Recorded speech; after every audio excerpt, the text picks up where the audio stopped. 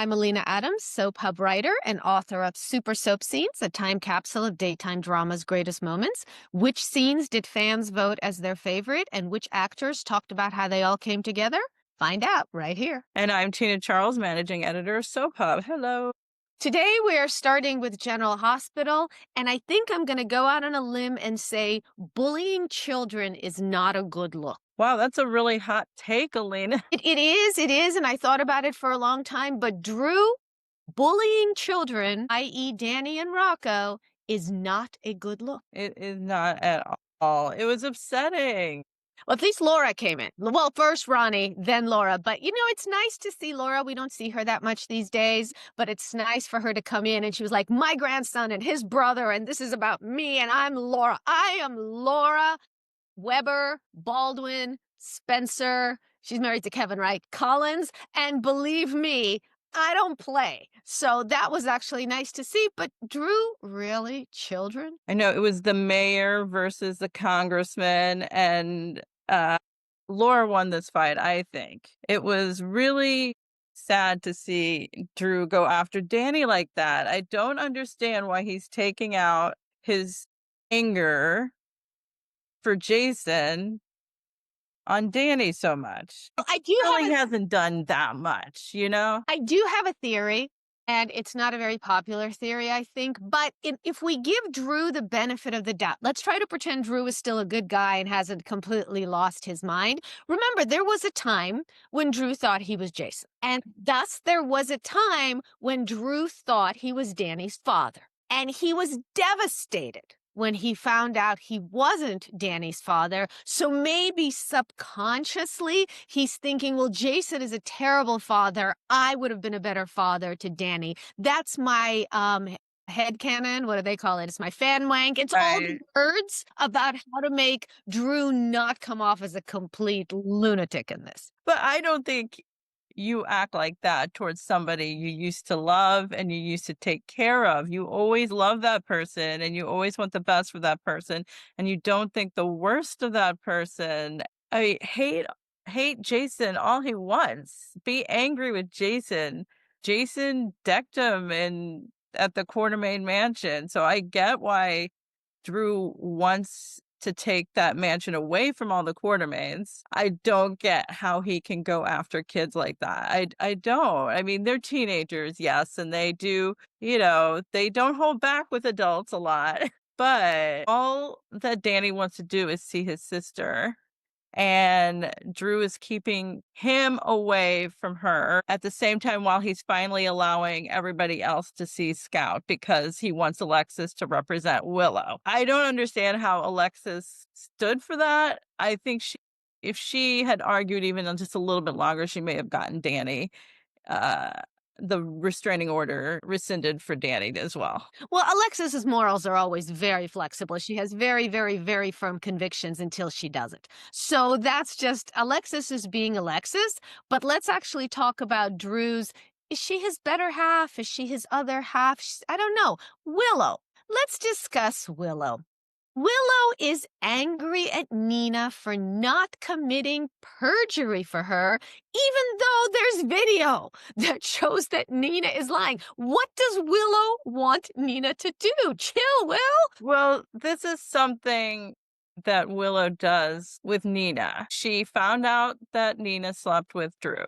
She doesn't find out the entire story. She just assumes that Nina was sleeping with Drew at the same time as Drew was going after her, and doesn't bother to find out that it wasn't quite like that. Granted, Nina did not tell Willow and should have told Willow up front, but I'm sorry. I don't know if Willow actually would have broken up with Drew or told Drew off if Nina had told her up front. I'm not convinced about that. Yeah, Willow was pretty brainwashed by Drew. Exactly. And so I feel that's kind of the same thing that is going on here. She finds out that Nina recanted, but she doesn't find out any more of the story, that there's video and yada, yada, yada. It's just unbelievable to me. She just wants to think the worst of Nina, and that's why Sasha is a better daughter for Nina than Willow is.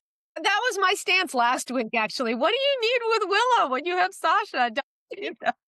Nina's a better mother to Sasha than Holly is, and I love Robert and Holly, but Holly, crappy mother. Nina, Sasha, they need each other. They need each other so good, and they don't judge each other, and they tell each other, they're upfront with each other when they hurt the other one, right? And they somehow come to a reasonable conclusion, and they're able to just move on with their lives and love each other. I don't understand why Willow is so willing to think the worst about Nina, especially when she had a mother like Harmony. But now, Harmony's a saint now. Forget the whole thing where she put her into a cult and sold her to the cult leader. No, no, no. Harmony was a saint. And look, I'm all about soaps aren't great with keeping bonds between adoptive families once they find their biological families. So I'm all about people remaining loyal to their adoptive families, but Harmony, not so great. Not so great, not so great. Willow, hopefully, I don't know. I think she needs to do a lot of work before she can come to terms with Nina as a mom. That's all I can Well, say. if soaps were full of good people, they wouldn't be soaps. But Exactly. sometimes people are even worse than they need to be. Like, for instance, Jordan. Let's discuss what Jordan did this week. So disappointed. I love Jordan. She's one of my favorites. I'm just going to preface that. Okay. And I've been waiting for her patiently, diligently for her to get a good storyline on General Hospital. I thought that her and Isaiah would be it, but apparently that's not the way the show decided to go. And now I feel like Portia and Isaiah are a bit interesting. It at least creates drama, right? Now she's pregnant. She doesn't know who the baby daddy is and everything like that. But Jordan, she's in the what is it? Is it the right place at the wrong time? And and because of that, she drew some conclusions about Portia being pregnant. And of course, she was right because she's a smart person. And then at the Quartermain mansion, she confronted Jordan about it. And Jordan said, mind your business. Okay. But of course, Jordan didn't do that. Because of the way her marriage ended to Curtis, worried that she's worried that that she needs to be honest with him at all times because, God forbid she kept some work stuff from him, whatever. It's her big lie, but okay, sure. And she told him, Alina, she told Curtis that she suspected that Portia's pregnant, and it was wrong. It was very, very wrong. It's not her story to tell. Yeah, it's not the same thing as when she was married to Curtis. She owed him different things when she was married to Curtis that now that Curtis is married to Portia. And meanwhile, just to throw a little gasoline on the fire, here comes Nina again. Is Portia's gonna be in a world of trouble. She's got the pregnancy thing, the baby dad, who's the baby daddy, and Jordan. And by the way, she's gonna be confronting Jordan this week, which is good. However, she was on easy street with this Drew attempted murder case, okay? Nobody knew that she was involved. Nobody in the police precinct. Anna, Dante, Chase, nobody knew. And now, because of Nina's big mouth, she told Sonny, because she wants Sonny to do the dirty work, that Portia has an amazing motive to shoot Drew. Now, the question is Sonny going to use that? Because Michael is like the number one, even above, I think, Willow, number one person of interest for shooting Drew in the back. Well, whatever Sonny does, it will be right, and it will be good, and it will be noble. Which brings us straight over to, such a smooth transition, to The Young and the Restless, where, of course, Victor is always right and good and noble. So this week, I will continue my attempt to figure out the AI computer program story. You do that. Okay, so here's what I'm going to do. So here's what I understand so far. Phyllis gave the computer program to Victor so he can take over Jabot and give it to her. Okay. That will stick it to both Jack and Billy. They're both her exes. Now, there's the minor detail that she cheated on Jack with Billy, but still blame. Also, Phyllis has never done wrong. Yeah, of course. You're right.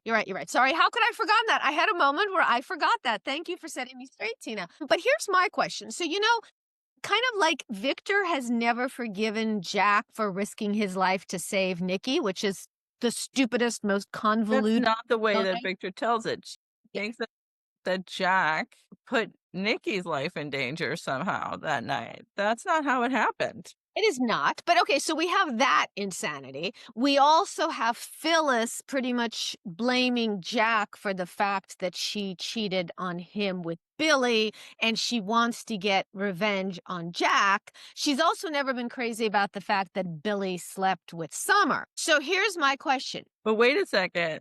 There's also the element that she hates Diane with every fiber of her being, So and that Diane was is the Jack. So that was my question. That was my question. I was actually going to wonder if Phyllis will use Victor giving her jabot to get Jack away from Diane, or on a lower level to get Billy away from Sally, who she doesn't hate as much as Diane, but she just happens to hate Sally. And I think it's because Sally is a scheming, ambitious redhead who is 30 years younger. Younger version of Phyllis. His younger version of Phillips. So that's my theory, because once again, I'm desperately trying to find some motive here that isn't just numbers, spreadsheet, business, AI, computer. I'm hoping it's personal. I just think it's pure payback for everybody. She perceives everybody to be against her for no reason at all. And so she wants to be the top dog in Genoa City, because I don't know if she still carries a torch for Jack. And I don't think that she carries a torch for Billy anymore. Not She that she does would hate, turn them down, but she does hate Diane and Sally. See, I'm but she looking hates more from the Diane point and of view. Sally. It's not so much that she wants to win, she wants Diane and Sally to lose. Yes. Yeah. Is that what you're talking about? Like trying to take them away, just kind of making them pay and making and breaking up the couples? Is that what you're saying? Yeah, She, I'm not hoping. that she wants them for herself. Phyllis wants everything for herself, but it's more like she wants to make Sally and Diane sad.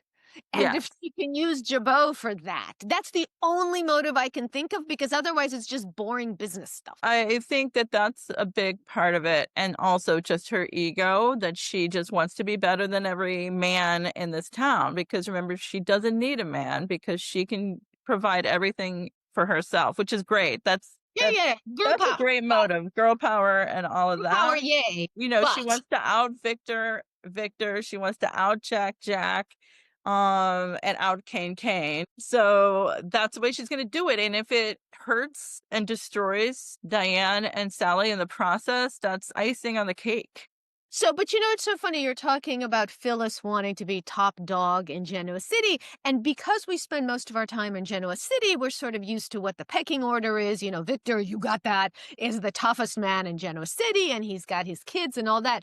But it has been hilarious watching Nick and Kyle trying to bully Sienna. And it's almost like they're like some rubes from the sticks trying to be tough guys. It's like they throw their weight around at home because they have the Newman and the Abbott name behind them, and people are scared of them.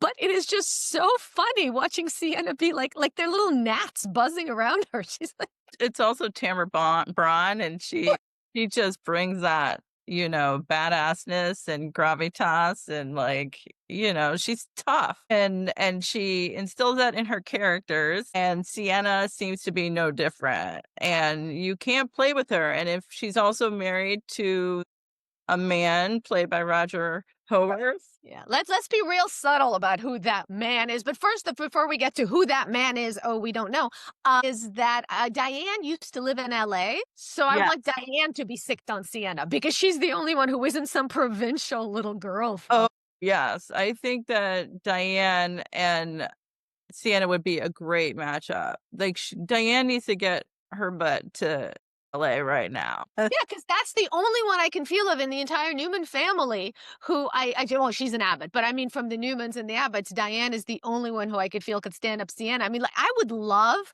to see Sienna eat Victor alive, but he'd never allow that. So That won't happen. that won't happen. But now let's talk about who. Although wait, Matt/Mitch might at least, hit Victor a little bit where it hurts. He could. Yeah. It's Roger.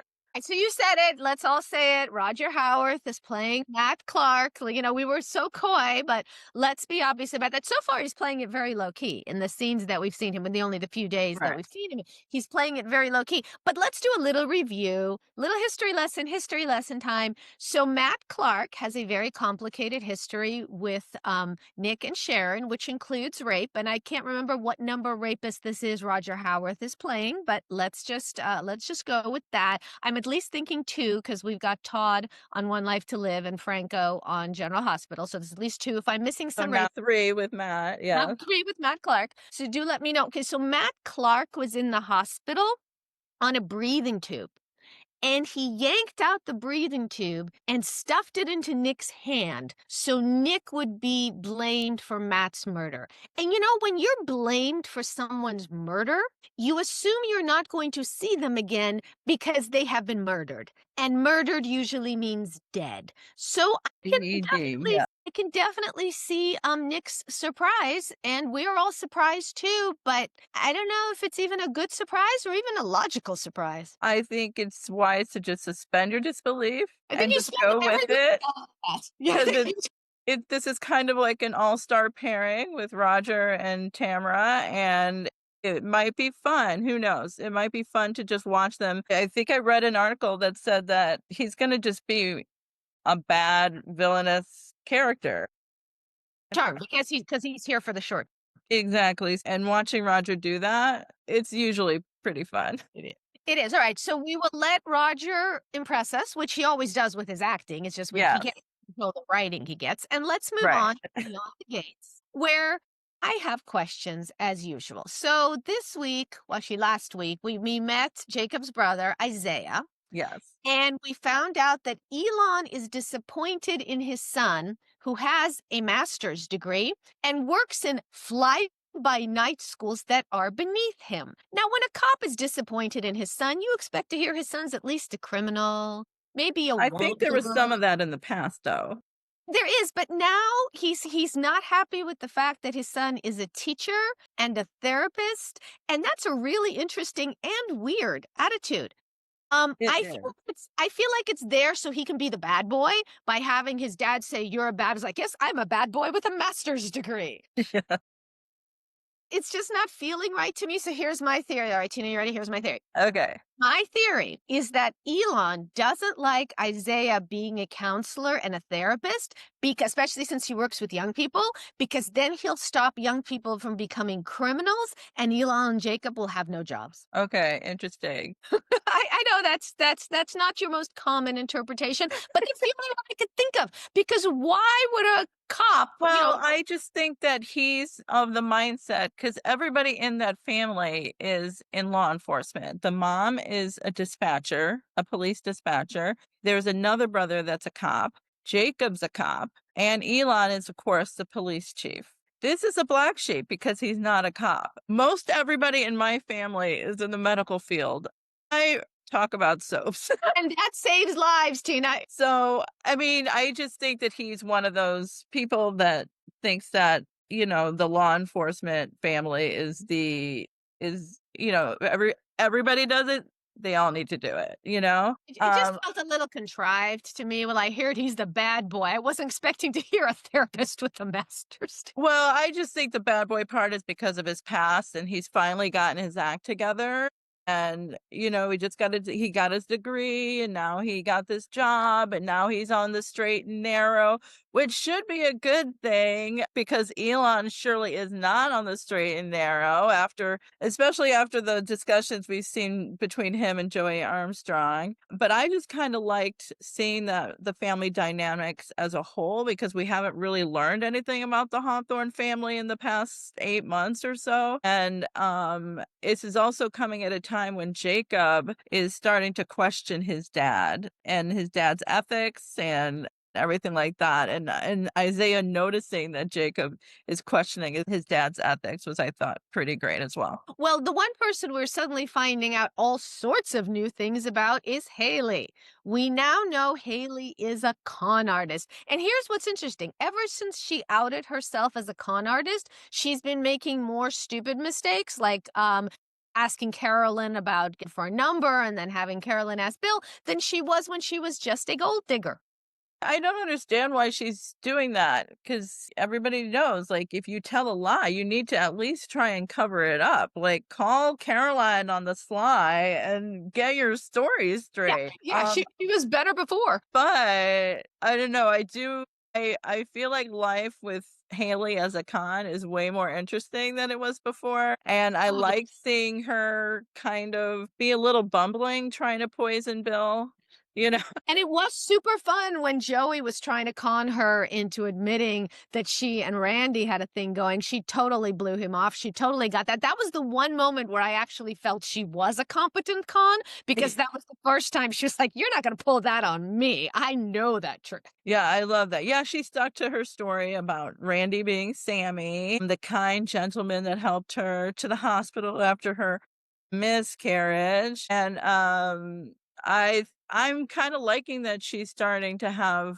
conversations with people other than Danny and Bill. You know, Absolutely. like she had that conversation with Leslie, which they had one before, but, the one between her and Leslie was interesting too. It's like, why not pair up with the other Looney Tune in town, right? I think Leslie's doing the long con, and I think Haley's doing the short con, which would Yeah. be a good reason not to. I appreciate that. I appreciate Haley doing the short con because, you know, now she's got that house that where is it? Is it in Bermuda? It's somewhere in the Caribbean that Bill just bought for her and is putting in her name. She's cleaning up, so it's time for her to really put her plan, like, in effect. I But when wanna it see her comes to start poisoning him again. But when it comes to the bumbling with the poisoning and what she was thinking, let's move over to the bold and the beautiful and ask you, Remy, what are you thinking? I don't know what Rennie is thinking. Luna said the same thing. Is like, "Why are you going over to Forrester Creations to meet Deke's coworkers when you know damn well how they are going to react? They know you. They know the stuff that you've done, and yet he's just gonna walk in there like it's nothing." And today's Bold and the Beautiful bears that. You know, it played that out. They just confronted him and told Deke exactly what he had done, and it was just Remy standing there trying to say, "I'm a changed man," or "I'm really sorry about what I did. Can we move on now?" Well, at least Deke's dad is laying down some boundaries with Taylor, so at least he knows what's going on. But it sounds like you don't think that's going to last.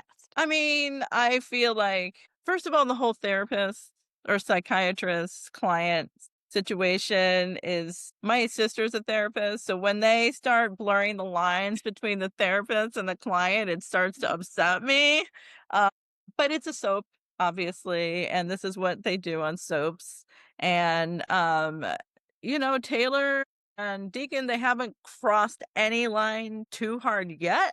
There was some hugging, intimate hugging going on last week. There was the turning of the tables of Deacon asking Taylor about her feelings and to talk about what went down with Ridge and Brooke and everything like that. It was more of a friendship vibe is what it was instead of a therapist client kind of situation. But she got him to reconsider leaving Sheila. So he did go back to Sheila. Today, Sheila, of course, dropped by Taylor's and thanked her for sending Deacon back to her because we do know that Sheila said that if Deacon ever got with Taylor, that she would kill Taylor. That is not the world's healthiest relationship, but no relationship with Sheila can ever be healthy. My question is, do you think Daphne and Carter is a healthy relationship? I think right now, if the two of them had just gotten together like right away after his engagement to Hope ended, I think that would have been bad. And they're flirting and everything, and they're sort of, you know, they're in each other's vicinity. Daphne, I think she's a smart person, and she's like, I don't want to rebound. I need you to work for my love, right? So she's gonna try to make him work for it. which I think is the smart move. We'll see if that actually happens because, again, it is a soap. Liam and Hope are already engaged. I think this is Hope's third engagement in 2 I years, can't. I less just than can't 2 with hope. years. I cannot with hope in her engagements. I know. And, How many Thomas gifts? is How many Thomas is gifts? coming back, so who knows if this engagement will last. Think They of just better get how married many gifts. fast is what I'm gonna say. Yeah, I just try to imagine her registry. She must just have a wedding registry. We should just keep swapping out the guy's name. Anyway, we're talking about Daphne and Carter. I like to see where this goes with Daphne and Carter. I hope that Daphne continues to make Carter work for it. Yeah. It's our final show, then we're talking about his Days of Our Lives. And it was a very small moment, but Kat and EJ discussed that they both like the same book. The book is Wuthering Heights. I know some people think it is romantic, but in my opinion, it is the most dysfunctional, destructive, violent relationship in all of literature. And in fact, when we watched the classic movie, the one with Laurence Olivier and Merle Oberon, my husband said, people find this romantic? And I'm like, yes, they're abusive to each other. They're horrible. So Foreshadowing? Xander and Sarah. Oh, okay. So you're saying Xander and Sarah. You're right. Xander and Sarah should have been the ones who were reading Wuthering Heights. You are I absolutely. mean, but what you're describing is perfect for soaps. Yeah, it's not because it's violent and they're both horrible people and they torture each other more than just emotionally. Anyway, that's my feeling about Wuthering Heights. I just I thought know. that was the book the writers chose. Could have been any book in the world. Could have been one of the books I've written, Alina Adams. But no, it had to be Wuthering Heights. And that just to me was so strange. And I was wondering if they were foreshadowing something. But speaking of foreshadowing, I feel like we got more foreshadowing with Sarah and Brady. How much foreshadowing with Sarah and Brady are we going to have to sit through before they do something about it? I mean, they might need a few more trips to the rage room. Oh, so weird. They have so few sets and they created an entire room for Sarah to throw barware like she's Sunny or something from Joe. I have a little bit of an issue because it's been more than one TV show that has thrown up the rage room and to get characters' frustrations out. If it's not the rage room, it's axe throwing, and I think that's happened on General Hospital. But even primetime shows, they do that. And I'm like, I know that these places exist in real life, but is that why people go, just to get their frustrations out? Or is it just fun? Well, Sarah did not look to be having fun, but Brady was there to be supportive. And I keep coming back to this. To me, the big foreshadowing about Brady and Sarah is that if Rachel is going to tolerate any woman in her dad's life, it will be Sarah because she already has a good relationship with her. But here's the other side of that. If any girlfriend of Brady's agrees to overlook Rachel's psycho tendencies, it will be Sarah because she still loves her as her lost Mackenzie. She still sees her as Mackenzie.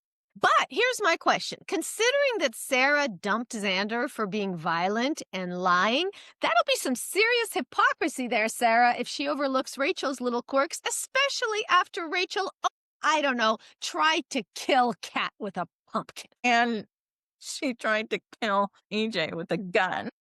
You know what? I have felt I've already done the EJ with a gun thing, so I thought we'd move over to Cat and a pumpkin, death by gourd.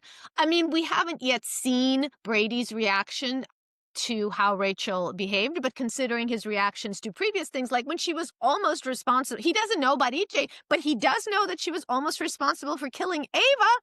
But that didn't seem to concern him. On the other hand, kudos to Chad. That was actually some good parenting there. The scenes with Chad and Thomas were excellent, where he made him go apologize. He told him, if you have a problem, you talk to me about it. And hey, that killing people with a pumpkin, not good, son. The unfortunate thing for Thomas is he keeps listening to Rachel. She Well, is she's a the only bad influence. He's the only other person his age in town, so you have to assume his friend options are limited. But the scenes with Chad and Thomas were great. When I have something good to say, I definitely have something good to say. And let's give Brady the benefit of the doubt. We know he's supposed to ground Rachel tomorrow. Maybe that will at least mean that means he won't then give her a hug and give her ice cream. The thing is, though, I mean, Brady and Kristen, well, Brady was more the instigator of it, has tried to put Rachel into therapy. They've tried. So she's a bit of a